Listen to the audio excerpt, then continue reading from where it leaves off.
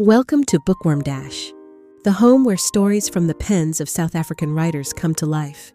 Here, you'll discover captivating Afrikaans novels, Afrikaans short stories, and English tales to enjoy while doing your daily chores or simply relaxing. Thank you for visiting us. Please give us a like and subscribe so we can continue sharing more stories and help our channel grow. We welcome your comments, positive or negative, as every bit of feedback helps us improve. All copyrights belong to the respective writers. Sit back, relax, and enjoy the story. Her Secret Pages, written by Leah Killian. Chapter 1. Theo yanked his truck's steering wheel so hard that his driving skills were tested to the limit just to keep from flipping it. What the hell? He shouted, sitting bolt upright and breathing deeply to regain control. His hands still trembled as he climbed out. Are you damn crazy? But the words trailed off. He was too stunned by the scene in front of him. It was clear the woman didn't give a damn about what had just nearly happened. How had she not heard him?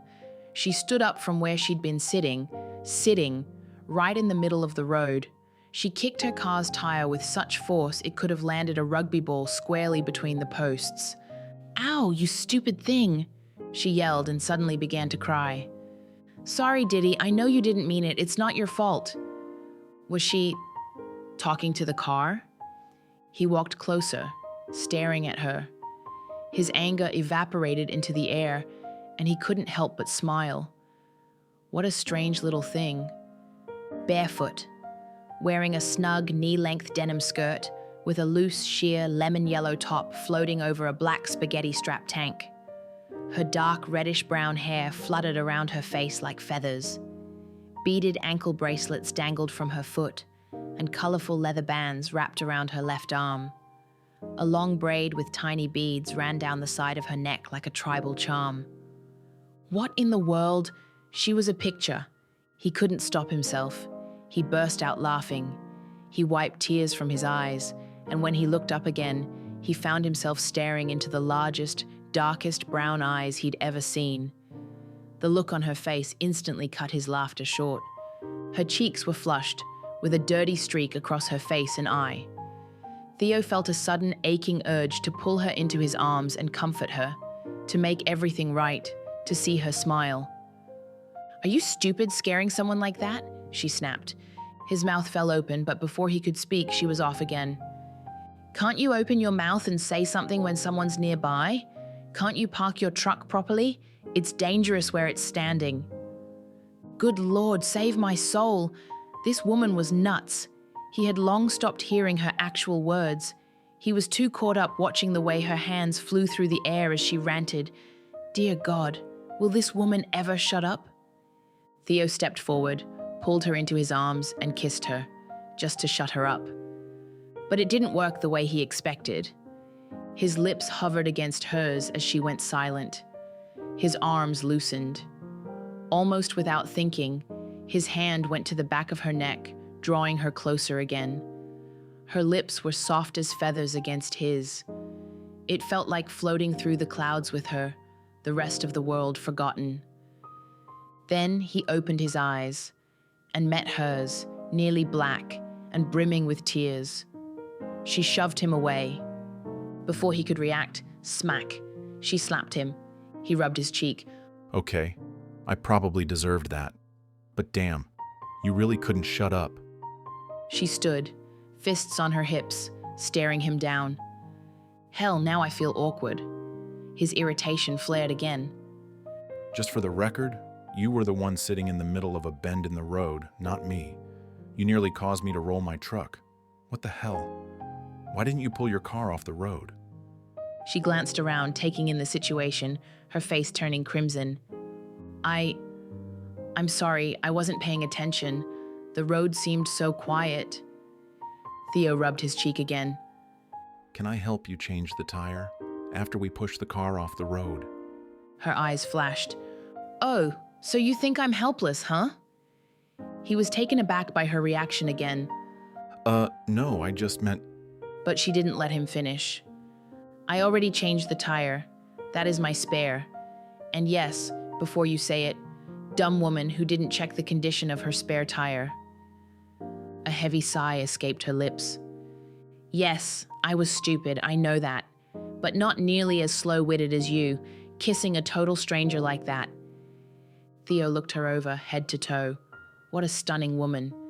And her emotions swung from one extreme to the next. So intense, so alive. He couldn't help but wonder how she was in bed. Theo Stein. Whoa, slow down.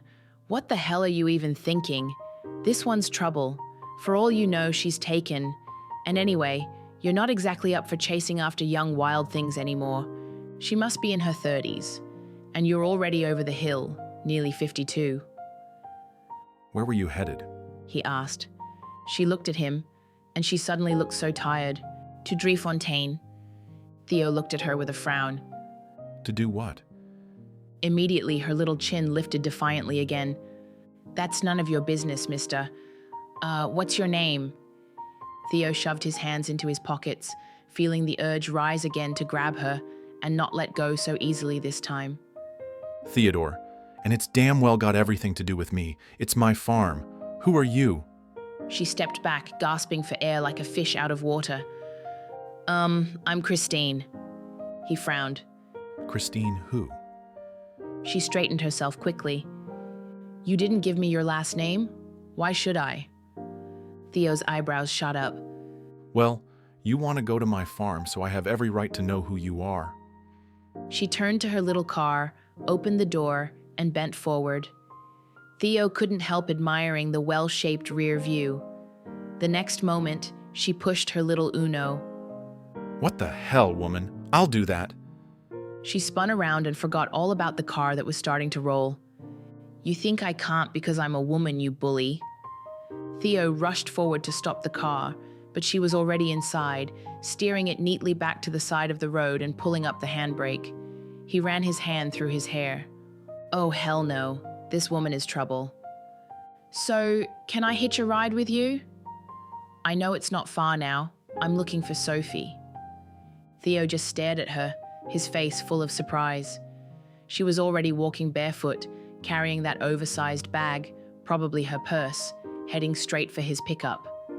Like some overconfident teenager, she hopped into the 4x4, which stood high off the ground. He just shook his head and followed her to the truck. Climbing in, he glanced at her with one hand resting on the steering wheel. If you don't mind me asking, why are you looking for Sophie? She stared out the window, resting her chin in her hand. Not a word. Theo wanted to be annoyed, but somehow he couldn't. He started the truck with a hidden smile and pulled off in a spray of gravel. At the farm, he stopped by the back door, and before he'd even switched the truck off, she jumped out. She walked straight to the workers' cottages. Sophie! Hell no, what's going on here? She seemed to know exactly where she was going, calling out for Sophie like she belonged here. What did she want with his housekeeper? He climbed out and watched as she skipped the gate and leapt right over the wire fence. Then he saw Sophie rushing toward her. Oh, dear Lord. Chris, is that really you?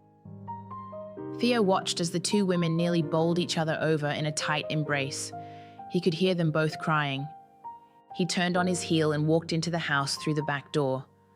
Dear old Sophie, just like a real mom. The table was set with a note already explaining that his food was in the warm oven. He made himself a coffee and sat down at the kitchen table. Those eyes. He rubbed his face, trying to wipe away the image of Christine. Was he going to be able to sleep tonight? I guess I'd better go help her with the car. Just then, he heard old Joe's rust bucket drive past the kitchen. He stepped onto the porch and watched the truck disappear down the drive. When is that thing finally going to give out? He'd been trying to get Joe to take a new one for ages, but Joe wanted nothing to do with it, because Big Jim Victor gave him that one. Theo chuckled. Ark, fitting name for that jalopy. He sat on the low wall, looking toward the workers' cottages. How long should he give them before going to ask for her car keys? Hell, did he even have the nerve to ask her? He laughed to himself, thinking of that firecracker of a woman. Then he heard laughter, and curiosity tugged at him. Not long after, he heard Ark chugging back toward the house. Was he seeing right? No way. That was her little car Joe was towing behind him. How the hell did Joe get to help her and not him? How'd he even manage it? Theo hadn't gotten much sleep the night before. A pair of dark eyes had haunted him all night. Sophie smacked him over the hand with her wooden spoon. Oh no, mister. He grabbed her, laughing, and picked her up effortlessly.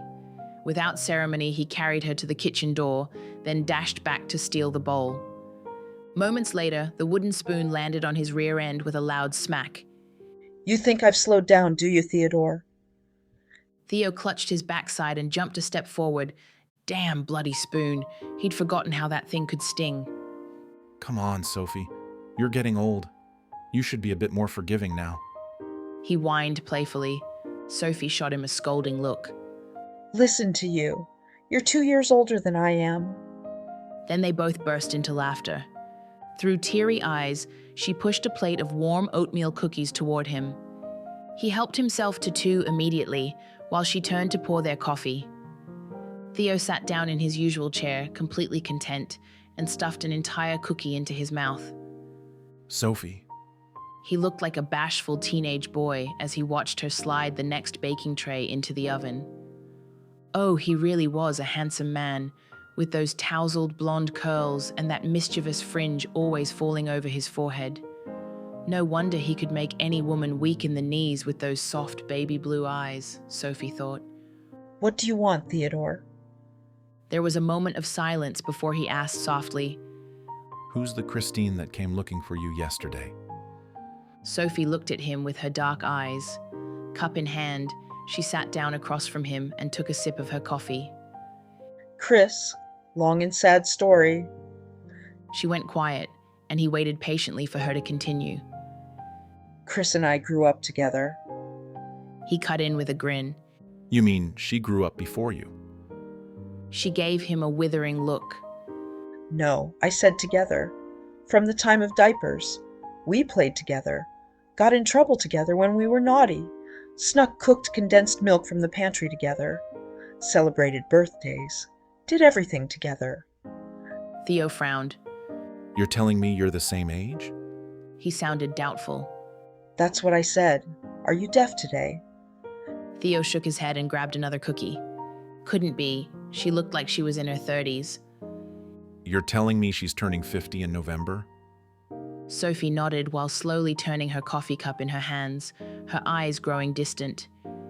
Without meaning to, Theo spoke his thoughts aloud. She clearly hasn't walked any dirt roads. Must have had the best, happiest life to still look that good.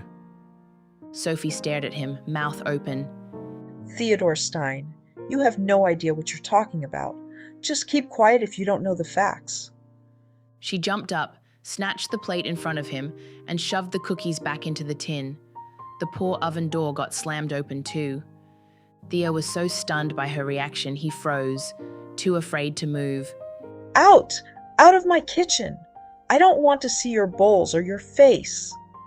He shot to his feet so fast he had to catch the chair to keep it from falling. He left the kitchen, casting a worried glance back at Sophie, completely speechless at her outburst. Standing at the stable doors, admiring his prized horses, Theo didn't see a thing. His thoughts were elsewhere. What on earth had upset Sophie so badly? My word, she'd chased him right out of his own kitchen. Surely it was obvious that that woman hadn't had a single hard day in her life. Look at how incredible she looked for her age. A smile crept over his face. She really was a gorgeous piece of work. Then he suddenly straightened. Wait a minute. She wasn't too young for him after all. Make a plan. But he didn't even know if she was taken. She had to be. Determined to find out more, and especially to find her again, he turned on his heel. He peeked carefully around the kitchen door to see if Sophie had calmed down. He held out a white handkerchief as he crept forward. Is it safe? He asked. Sophie gave him a crooked smile. Yes, come in. Why are you asking? This is your kitchen, after all. Theo chuckled. Well, it sure didn't sound like it just now. May I have another cookie? Sophie made him another cup of coffee and pulled out cookies and rusks for him, as if making up for her earlier outburst. Sophie, may I ask why you got so upset? She sat down across from him at the kitchen table. For a moment, he thought she wasn't going to speak. She fiddled with the corner of the dish towel, her face far away, and then started talking softly. That girl's chewed through harder bones and suffered more than what's good for an army. She's very close to my heart, Theo. I respect her deeply. A stray tear rolled down the wrinkles of her cheek. She's a very strong woman, but if you get to know her, you'll see she's not actually that strong at all. She's broken inside. What makes her seem strong is that she's always cheerful and just wants to make others happy. Other people's happiness is what keeps her standing. Theo sat frowning, but he stayed completely silent, waiting for Sophie to go on. But she clearly wasn't with him anymore. With awe, he watched another tear slip down her cheek. The air in the kitchen had grown heavy in the last few moments. Gently, he reached across the table and took her hands in his, a quiet gesture of sympathy. Sophie, was it really that bad? He asked softly. She slowly nodded her head. He stood up, a deep frown creasing his brow, and left the kitchen. He couldn't get Christine out of his head as he drove. How could such a bubbly, feisty little firecracker have gone through something so bad that it could bring Sophie to tears? And still she looked so good? The more he learned, the more he wanted to know. He stopped at the co-op to pick up the bone meal and Joe's udder balm. That Joe insisted on doing things the old-fashioned way was something else entirely. But okay, it was only for the house and the workers after all. I want to see the manager. You people are unprofessional and rude. Whoever the hell hires people like this to deal with customers is a bloody idiot. He heard the woman's voice before he even walked in. He didn't need to look far. People had gathered in a cluster, some giggling, others whispering. He stepped closer and was stunned to see Christine, fuming. He came up behind her. Christine, what's wrong? Can I help? She spun around. What the hell do you think you can do? These people are absolutely... Without thinking, he grabbed her and kissed her. Silence fell for a few seconds. She tried to break free, but he held her tightly, keeping his lips on hers until he felt her begin to relax. He opened his eyes and looked into the same dark eyes as yesterday. But there was a difference. Yesterday they had sparked with lightning, and now they were filled with tears, fear, and shame. He lifted his head, wrapped an arm around her shoulders, and gently guided her out. She looked utterly exhausted, like she wanted to sink into the ground. Why the hell did you do that now, Theodore? He couldn't shake the instinct to protect her. Every time he saw her, he wanted to shelter and hold her. And why did he keep kissing her whenever she lost it? She pulled away from his arm and walked off, head down. She climbed into her little car and drove away. He watched her go, troubled. This was not the same woman from yesterday's sass and spark. When he turned around, he noticed the people still staring at him through the windows. Immediately annoyed by the gawking, he snapped, Nothing serious, and definitely not newsworthy. You can all get back to work. Theo walked into the store, face set, determined to get what he came for. Theo slammed his fist against the steering wheel. The cashier couldn't have moved slower if she tried, and just his luck, he couldn't catch up to her. His worried mood had morphed into a simmering, irrational anger. He called for Joe to unload the supplies and then stormed off toward the house with long, determined strides. Sophie, where are you?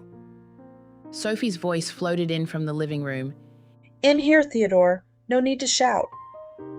She caught the tense look on his face as he walked in. What's wrong, Theo? He collapsed into his favorite chair and rubbed his hands over his face. I saw Christine at the co-op, and she was raising hell. But before he could finish, Sophie dropped down onto the couch with a groan. Oh no. Please don't tell me it happened again. He leaned forward, elbows on his knees. What are you talking about, Sophie? Do you know what went on? He asked, tired and confused. Sophie let out a heavy sigh. Did she see you? He chuckled. She couldn't not see me. Sophie's eyes widened. What did she do when she saw you? His grin widened. It's not what she did that surprised me. It's what I did. Sophie jumped up as quickly as she had sat down. Theodore, if you humiliated her even more, I swear I'll tell Joe to pack our things right now. He frowned, but couldn't suppress the big smile spreading across his face. I just kissed her to shut her up. Then I walked her to her car. She slowly sat down again, disbelief written all over her face, a slow smile creeping in. And you're seriously still alive and sitting here in one piece? Sophie went quiet. Thank you, She said softly. Now I probably won't see her again for a long while. She got up and walked out.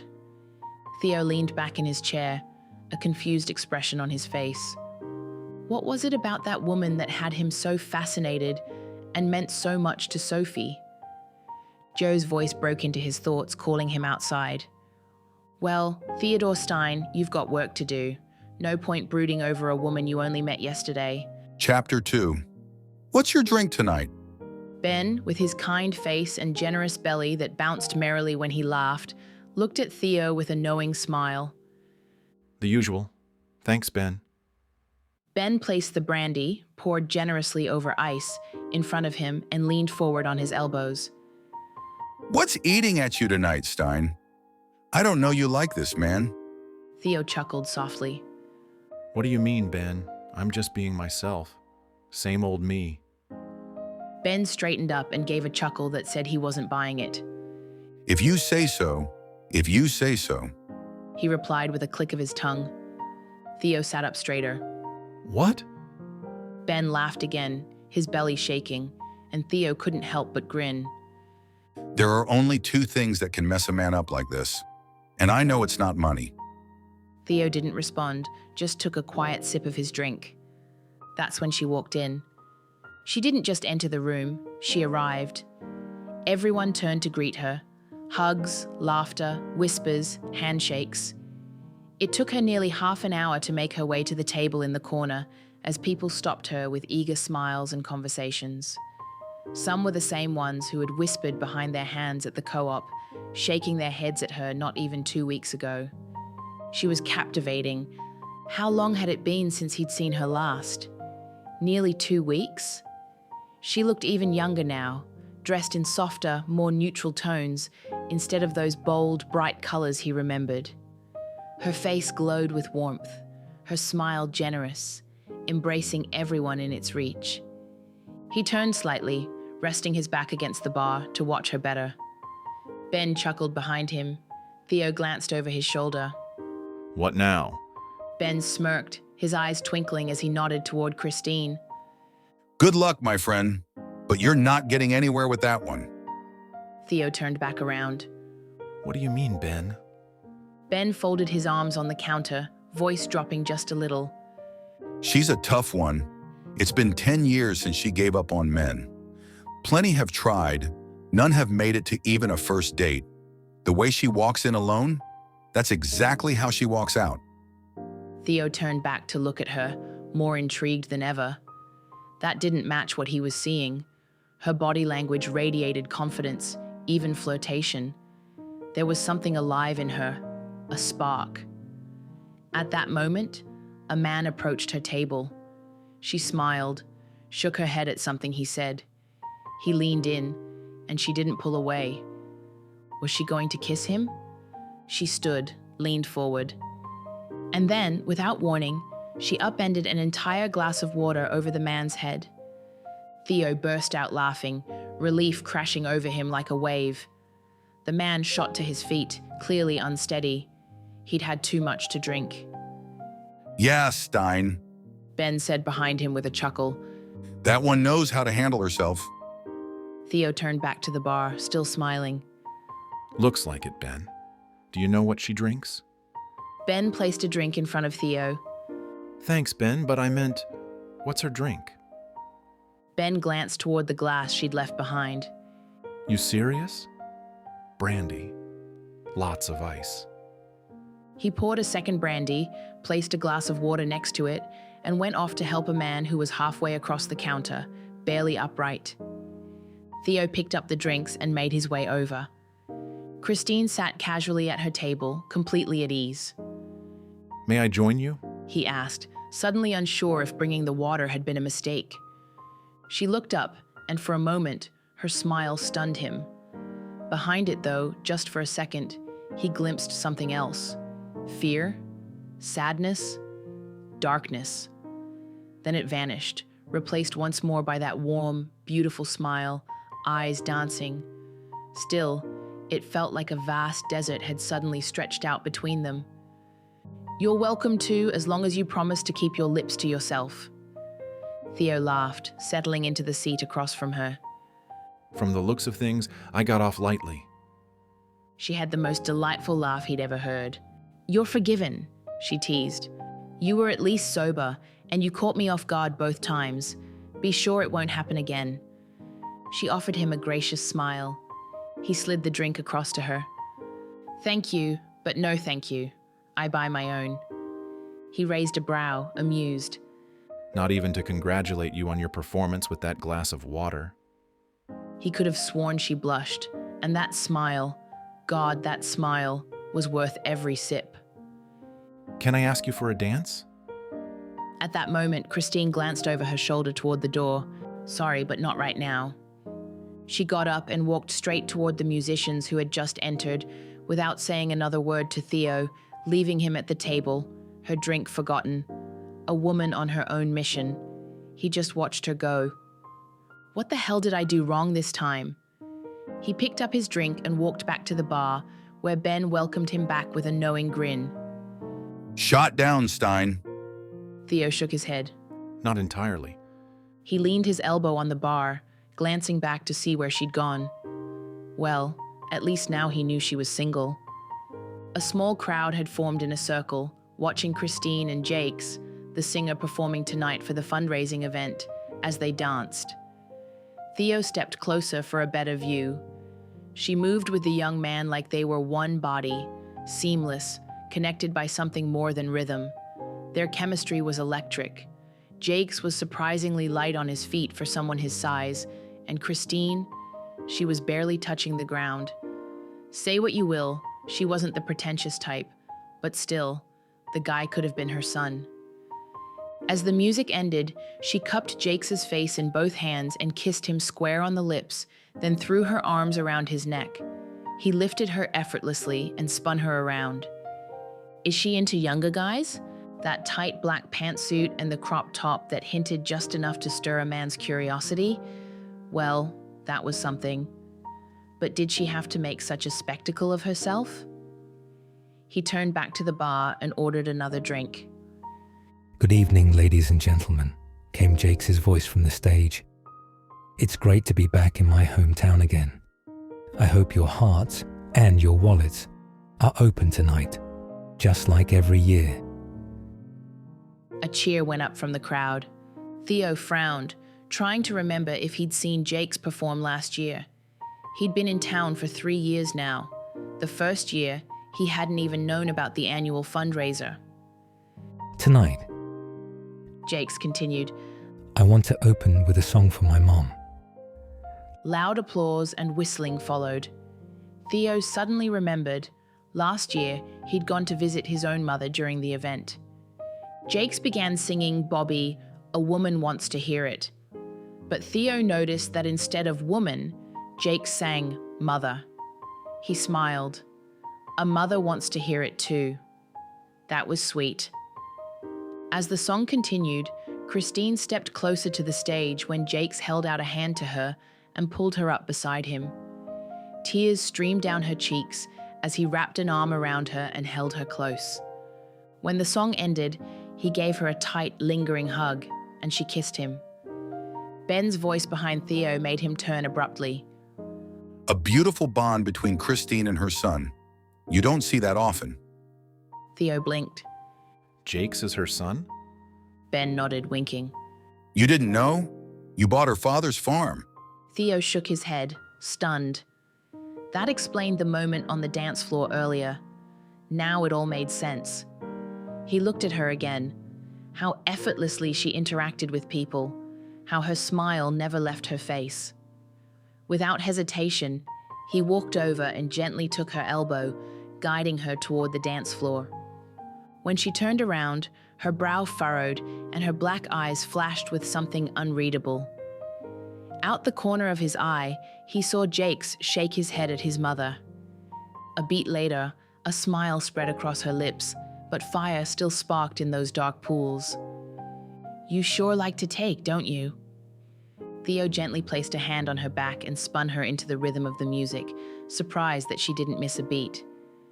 And what's that supposed to mean? He asked, keeping up with his quick pace, her gaze steady. "You kiss without asking. You grab someone to dance without asking. You assume a lot." He smiled down at her. Though to be fair, I did ask for a dance. Did you forget? She narrowed her eyes, her words measured. "If I recall, I said not now. That wasn't a yes." The music faded as the band took a break. Before Theo could walk her back to her table, Jakes appeared beside them. Good evening. Who's this spinning my mom around like that? Theo extended a hand. Nice to meet you, Jakes. Name's Theo. Jakes met his gaze levelly, his grip firm, a silent message loud and clear. Yeah, I get it, protective son," I liked what you did with the Bobby song. Theo said. A small smile tugged at Jakes' lips. There was maybe even a flicker of approval in his eyes. Thanks, Theo. Or should I say, sir? Theo chuckled. Please don't. Just Theo is fine. Christine slid under her son's arm, her body tucked close to his. "He's the man who bought Grandpa Jim's farm," she said, looking up at Jakes with eyes full of affection. He pulled her close and gave her a soft smile. Oh, I see. Well, sounds like Driefontein ended up in good hands. After sizing Theo up a bit more, Jakes' face softened into a full smile. Has my big-mouthed mother finally worked up the courage to speak to you yet? Theo looked at Christine. How delicate she seemed next to her son. There was something disarming about her in that moment, vulnerable and deeply feminine. He almost missed Jakes' question. Frowning, he turned to Christine, catching the flicker of discomfort on her face and that slight, awkward smile. She had to work up the courage. He teased. Can a woman still blush? He hadn't thought it possible, especially not this woman. Jakes laughed and gave her a hug. Believe it or not, Theo, she's more bark than bite. Theo raised his brows, his eyes on her. He couldn't help noticing her embarrassment. And the urge returned, fierce and sudden, to pull her out from under her son's arm and fold her into his own. And what question required so much courage, sweetheart? Her chin lifted and she slid out from under Jakes' arm, eyes flashing. First she looked at her son, then at Theo. Those eyes, how quickly they shifted from one emotion to another. "I'm nobody's sweetheart, and definitely not yours, Mr. Stein." She spun around and walked off, hips swaying with purpose. He couldn't help but smile and watch her go. Damn, she's a wild one, and I'd love to be the one to tame her. A sudden heat stirred deep inside him. Jakes' loud laugh pulled him back. He found himself staring into a pair of amused hazel eyes, not at all like his mother's. Jakes placed a hand on Theo's shoulder and nudged him toward the bar. Big guy, Theo thought again, impressed by the singer. Good luck. I hope you go for it, he said. Theo looked at him, a slow smile spreading across his face. What was it she wanted to ask me? Jakes signaled to Ben with 2 fingers, and he brought them each a drink. Jakes glanced over at his mother, now spinning comfortably across the dance floor. There was a long, thoughtful expression on his face. Theo could feel the concern he carried for her. You know the original homestead near the creek? Theo nodded.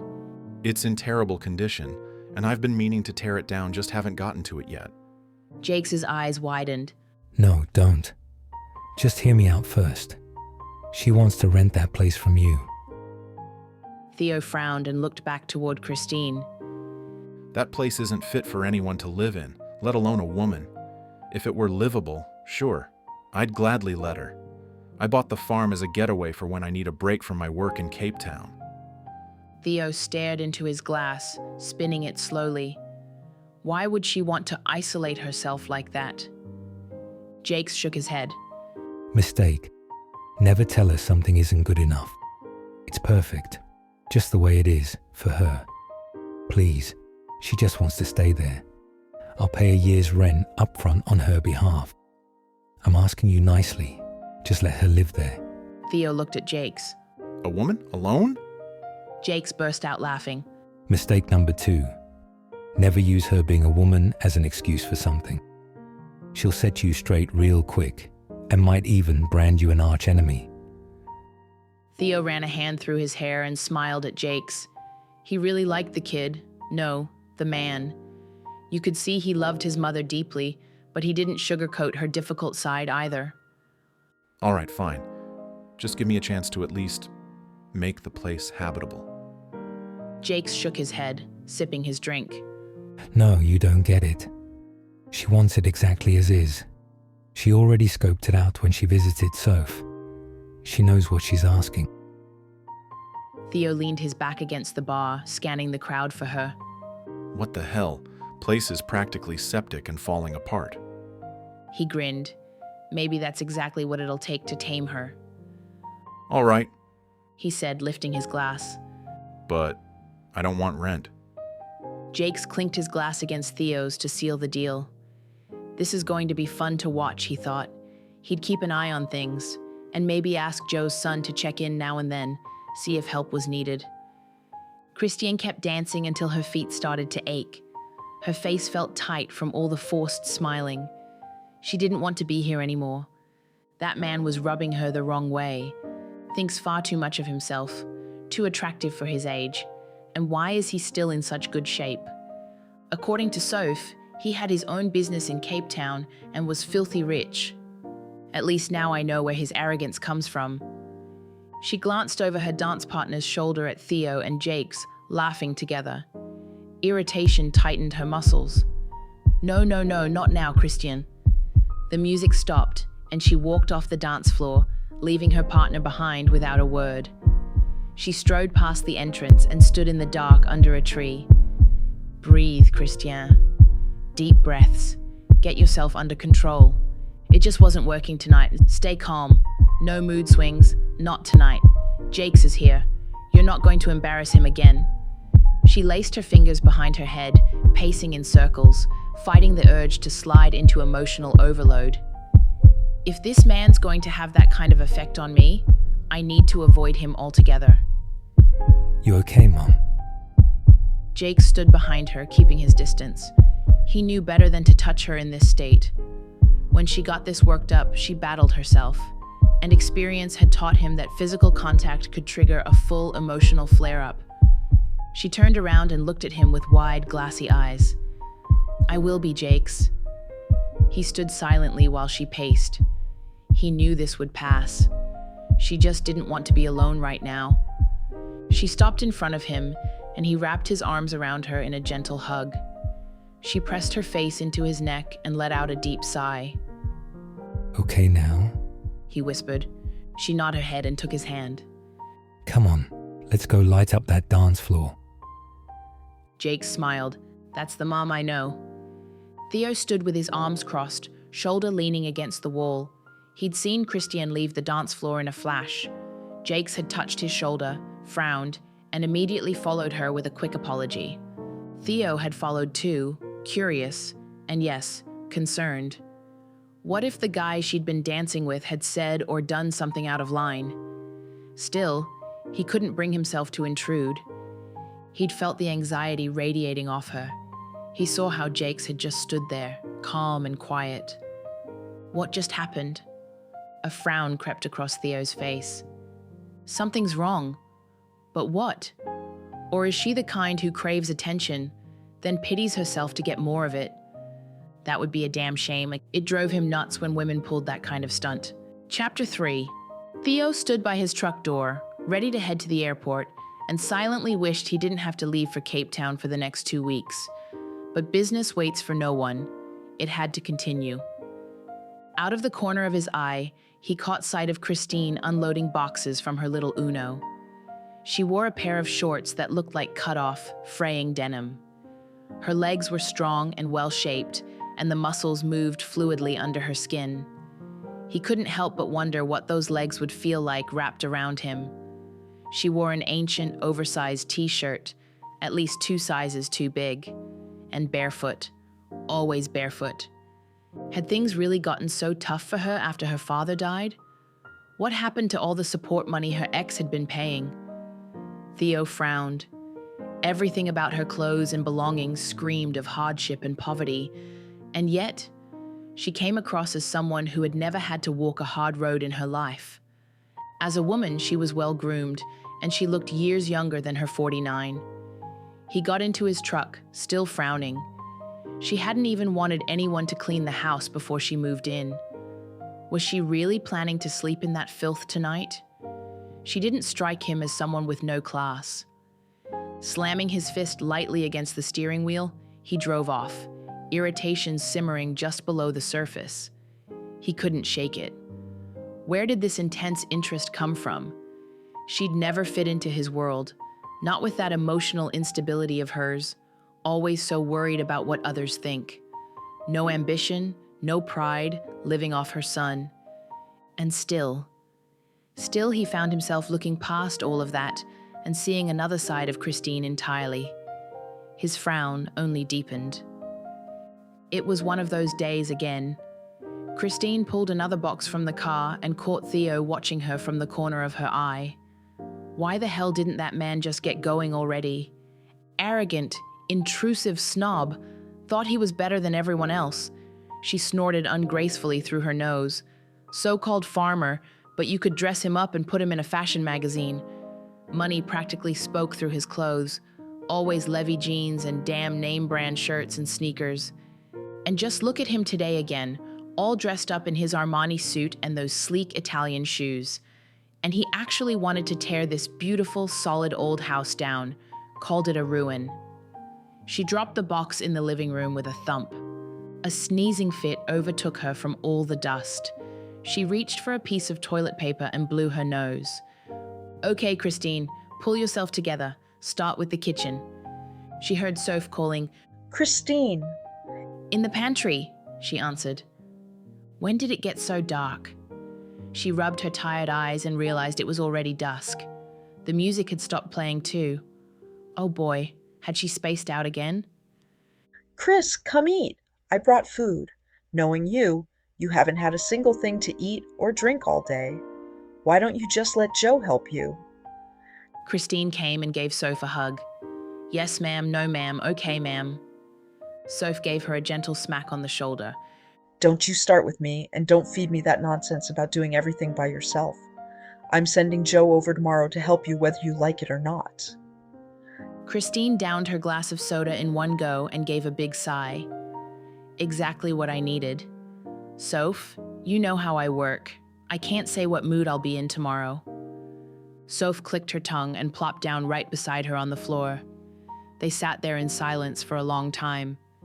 Christine gave a deep sigh. Where that kind of sigh lands, nothing ever grows again, Soph said. They both burst out laughing. Oh, Soph, what would I have done without you and Jake's, huh? Christine leaned her head on Soph's shoulder. We didn't do anything for you, Chris.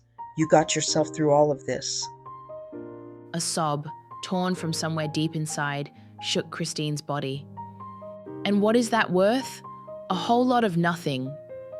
She didn't cry with loud, chest-racking sobs. It was a quiet Christine sitting next to Soph, tears streaming silently down her cheeks. Soph put an arm around her shoulder and held her close, like a mother would. Christine sat on the edge of the stope wall, sipping a hot cup of coffee. A week had passed, and she could feel the hard work in every aching muscle of her body. Each fiber was sore and stiff, but she felt satisfied. The house had undergone a complete metamorphosis. Everything was freshly painted, the floors tiled, cabinets replaced, and new curtains hung from the windows. She let out a deep sigh. Just the outside left now, Christine. Just the outside, she muttered with a crooked smile. Life wasn't all that bad. She just needed to keep her distance from people. That shouldn't be too hard, and when being around people was unavoidable, she'd keep it together. You should go to bed, Christine. It's already 1 a.m, and you've got to be at the doctor's in 6 hours. Can't I just skip it this once? I really don't feel like going. No, you can't. Then you won't get your meds and you'll be stuck in a dark hole again for a long time. She mentally exhausted herself with the constant inner arguments. With a heavy sigh, she stood up. If Theo saw her now, he'd think she looked older than her years. Joe stood leaning on his pitchfork, watching Christine and little Joe working on the roof. A faraway look softened his face. The small grin said he was thinking long and deep. Man, how proud her father would have been of her. A woman carved from solid stone. A frown tugged at his brow. Life had dealt her a few heavy blows, but she remained a beam of sunshine wherever she went. It was only when she was alone that she seemed to shrink back into the shadows, like a thief hiding in corners. Joe, toss me that roll of mesh, please. There's another possible leak up here, Christine called from the edge of the roof. Joe's heart nearly stopped. He knew better than to warn her, though. If he did, she'd probably just jump down to prove she wasn't scared. He threw the roll of mesh up to her. How far along are you two? That roof needs to be painted by tomorrow, and the outer walls won't paint themselves today. Christine stuck her tongue out like a child. Little Joe nearly doubled over from laughter. And so the next 4 days passed. Christine, Sophie, Joe, and little Joe stood back from the house. Tears rolled down the cheeks of the 3 older ones. Jan let out a deep sigh. Sophie gave Christine a hug. Your ma and pa would have loved this. Come on now, the food's getting cold. You're eating with us tonight, Christine. The 4 of them walked toward the workers' cottage, content and happy. Theo arrived back that same evening, a few days earlier than expected. He slammed the truck door shut, but his eyes remained fixed on the old homestead. It was too dark to see anything clearly, but from the silhouette, it looked like the place hadn't changed much. Then he heard laughter coming from the workers' cottage and recognized Christine's laugh immediately. Those lively eyes of hers had haunted him these past weeks. Without realizing it, his feet carried him toward Jan's place. He stopped just outside the circle of light and watched the scene unfold before him. There she sat, barefoot, in torn denim and a t-shirt covered in paint. Was her wardrobe really so neglected that she didn't have a single decent outfit? She scooped maize porridge with her fingers and swirled it through her plate. Then she licked her fingers. His mouth dropped slightly. A wave of mixed emotions, shock and desire, swept through him. Watching her tongue trail across her lips awakened an ancient urge inside him. No, Theo, she'll never fit into your world. He shook his head and stepped forward. Evening, everyone. He saw Christine's back stiffen. You're back early, Theo? Joe asked. Wrap things up quicker than planned. Everything all right here? He ran a hand through his hair. He couldn't stop himself from looking at Christine. The frown returned to his forehead. She looked tired and poor, but her eyes burned with a fire, paired with something unsettled. It only made his frown deepen. Mind if I walk you home, Christine? Her chin lifted defiantly. No, thank you. I'm still eating.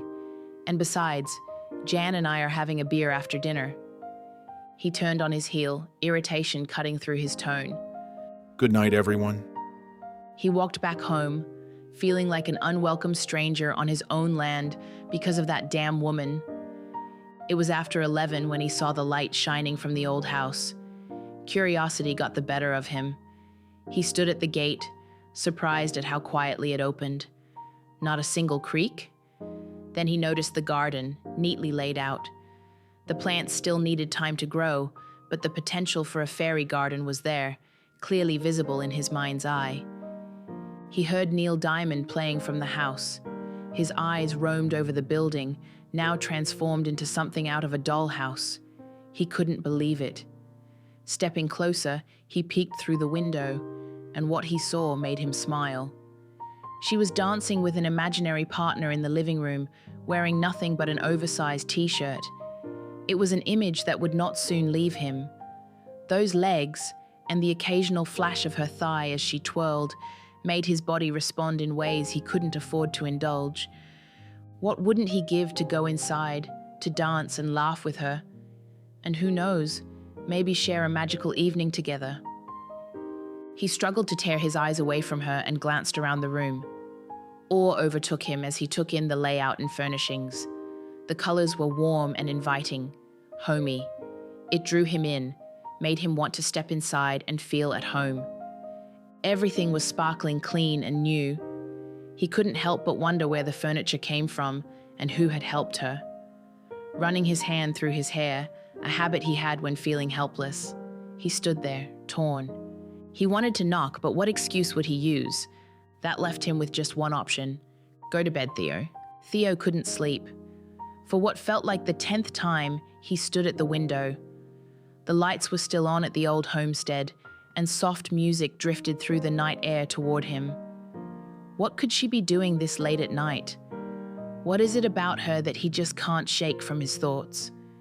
Even during the final planning meeting for the launch of his new wine, which would be held jointly with the release of author Anna Swartz's latest book, she kept creeping into his mind. It was the perfect combination, wine and literature. And as the winner of the Literature Feather Award, this was the ideal occasion to celebrate. He stepped outside and sat on the porch, letting the sound of Richard Clayderman's piano music float over him. The melody came from the guest house and cast a quiet peace over him. Sleep eluded her again. Christine was irritated. This man was everything she tried to avoid in a man. Handsome, built like a Greek god, rich, a total snob. Her stomach twisted into a knot. She could feel her anxiety building, pressing against her chest.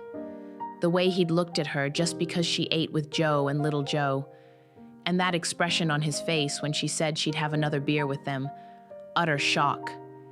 She couldn't stop picturing his stunned face. God, she'd love to knock him off that little pedestal of his. People who think money makes them special. People who think it makes them better than others. That kind of arrogance ignited something ugly in her, far too quickly. She stared at her computer screen for what must have been the 100th time. Nothing. Absolutely nothing. She had less than 2 months left, and still, not a single word would come. Why couldn't she get her thoughts in order? Why did her mind feel like wild horses stampeding through her head tonight? She knew what was coming. Everything was going to start irritating her again. Everything would feel too slow, and she'd get cranky and impatient. She'd either be snippy with Theo or skittish as a frightened rabbit. Damn it, Christine. You'd better stay inside or you'll embarrass yourself. Again. She made herself yet another cup of coffee and walked out to the porch. She didn't care that she was wearing nothing but a t-shirt. Everyone else was asleep anyway. How many cups had it been tonight? Usually coffee helped her sleep, but not tonight. Was this going to be another stretch of 1 or 2 weeks without sleep, followed by 3 days of hibernation again? The struggle to get going after the crash always left her feeling hopeless. What did I ever do to deserve this? She wondered bitterly. Have I sinned that much in my life? Theo saw her walk out onto the porch. For the second time that night, he found himself heading toward the guest house without really knowing why. She didn't see him approaching, her back turned toward the little gate. Coming outside dressed like that, she was asking for trouble. The soft breeze carried the scent of lavender and something else delicate, her. He came to a stop just behind her, closed his eyes, and breathed in deeply. She smelled like carnations. Something must have caught her attention. She turned around and jumped with a scream, cursing as she did. Damn! Her coffee splashed all over her. I'm so sorry, I didn't mean to scare you. She pulled her t-shirt away from her body, and all he could see were the sparks flashing in those black eyes of hers. But the next moment, the sparks had turned into tears. He stared, stunned. Carefully, he asked, Did you burn yourself? I really didn't mean... He stepped closer, hand half raised to help her. But he stopped short. She had dropped her gaze and taken a step back the moment he moved toward her. Christine? He said softly. She looked up at him, her eyes wide, like a frightened deer caught in a fence. There was pain in those eyes, raw, deep pain he'd never seen in anyone before. He felt helpless, an overwhelming urge to pull her into his arms and hold her tightly, but she shook her head, turned, and fled into the house. The lights went out. Theo stepped forward, peered through the window, and saw her curled in the corner of the living room. Her arms were wrapped tightly around her knees, rocking back and forth, shoulders shaking. He walked to the door and knocked gently. Christine, are you okay? Only silence greeted him. He dropped his arms to his sides and sat down on the porch steps. He knew he should leave, but he just couldn't, even if he had to sit outside while she was inside. Christine's hands were clenched tightly together. She rocked, resting her forehead against her knees. There were no sobs, only a low, broken moan, like a woman grieving at her husband's grave. Her body trembled as though she were freezing. Shame on you, Christine. It's your own fault you burned yourself. You know better than to drink coffee straight out the pot. But I just wanted something warm. Why the hell did that man have to sneak up on me like that? It's his property, Christine. He can go where he wants. You can't act like this. You don't have that right. I know, but surely I can sit on the porch I'm renting, not in just a t-shirt like some woman begging to get raped. I just wanted some fresh air, and it's a big shirt. I had shorts on underneath. After nearly an hour of arguing with herself, she shifted deeper into the corner of the room. Her eyes closed. Her hands lay limp in her lap. Silent tears streamed down her cheeks. Well done, Christine. You've officially made a fool of yourself. Again. For the umpteenth time, Theo stood at the window, watching the fragile figure inside. He ran a hand through his hair. She looked so defenseless, sitting there like that. With determined steps, he walked to the door and turned the knob with a firm twist. It was unlocked. Tonight, he would find out what was going on. He walked over to her. A sharp pain pierced his chest. She looked so tired, so lost. He clenched his jaw, bent down, and picked her up effortlessly. Silently, he carried her to her bedroom. At the door, he paused.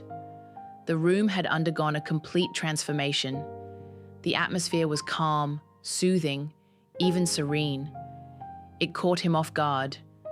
The contrast between the peaceful energy of the room and the broken woman in his arms confused him deeply. He laid her on the bed and covered her with a soft cotton sheet that smelled of lavender and fresh summer mornings. She hadn't said a single word, which struck him as odd. His body longed to hold her, to fold her into himself until she looked like that sparkly creature he'd met on the first day. He ran both hands through his hair again and turned, confused. Curiosity tugged at him. He wandered through the house, room by room. The living room was warm and welcoming. Her bedroom was peaceful and grounded. At the end of the hallway, he opened another door. He froze.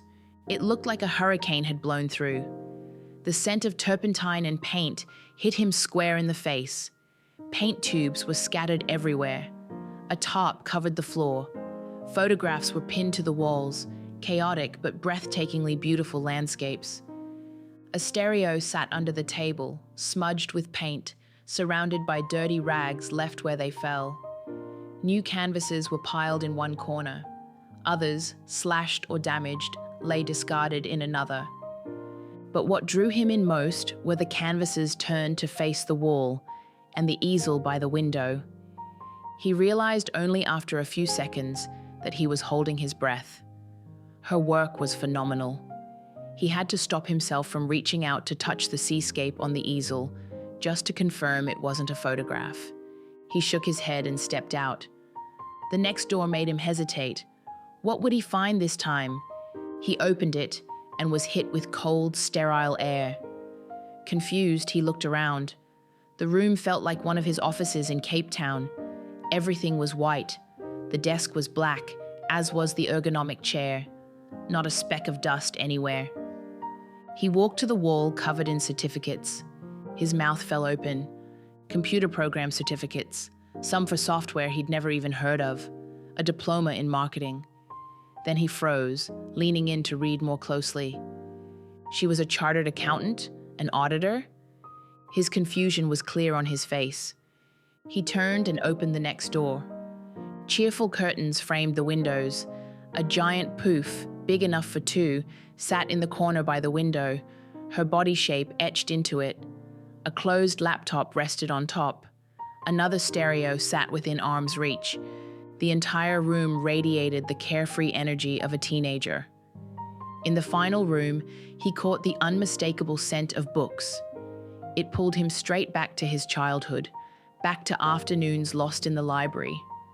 2 walls were covered in bookshelves, all overflowing. He paused in front of one at eye level. It was filled with books by Anna Swart, romance novels, short stories, poetry collections. Next to them were volumes by Ina Murray, Helene de Kock, and Deline Matthey.